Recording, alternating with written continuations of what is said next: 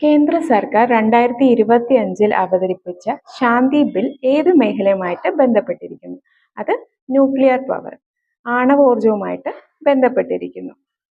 $700 billion എന്ന ആസ്തി കൈവരിച്ച വ്യക്തി ആരാണ്? അത് ആരാണ്? Elon mask.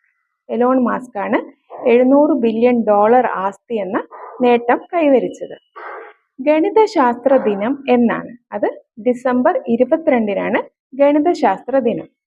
സബ്കാ ബീമ സബ്കി രക്ഷ എന്ന ഇൻഷുറൻസ് ഭേദഗതി ബില്ല് ലോക്സഭ പാസാക്കിയത് എന്നാണ്? 2025 ഡിസംബർ 16-നാണ്. ജെയിംസ് വെബ് കണ്ടെത്തിയ 2 വാലുള്ള ഗ്രഹം ഏതാണ്? അത് ടൈലോസ് ആണ്. ജെയിംസ് വെബ് എന്ന് പറയുന്നത് ഒരു ടെലസ്കോപ്പാണ്. 2021 ലോഞ്ച് ചെയ്ത ഒരു ടെലസ്കോപ്പാണ് ജെയിംസ് വെബ്. അത് ലേറ്റസ്റ്റ് ആയിട്ട് കണ്ടെത്തിയ 2 വാലുള്ള ഗ്രഹം ഏതാണ്?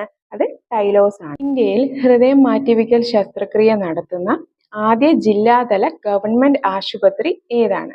അത് എറണാകുളം ജില്ലാ ആശുപത്രിയാണ്. പിന്നെ ശുചിത്വ മിഷൻ, യാത്രക്കിടെ ശുചിമുറികൾ കണ്ടെത്തുന്നതിന് വേണ്ടിയിട്ട് ശുചിത്വ മിഷൻ അവതരിപ്പിക്കുന്ന ആപ്പ് ഏതാണ്? അത് ആപ്പിന്റെ പേര് ക്ലൂ എന്നാണ് കേട്ടോ. ക്ലൂ എന്നാണ് ആപ്പിന്റെ പേര്.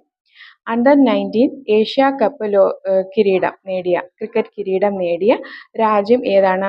അത് പാകിസ്ഥാനാണ് കേട്ടോ. Under-19 ഏഷ്യ കപ്പ് ക്രിക്കറ്റ് കിരീടം നേടിയ രാജ്യം ഏതാണ്? പാകിസ്ഥാൻ. ന്യൂസിലാൻഡിൽ മാത്രം കാണുന്ന അപൂർവ പക്ഷിയിനം? അത് ടക്കഹയാണ്. ടക്കഹെ.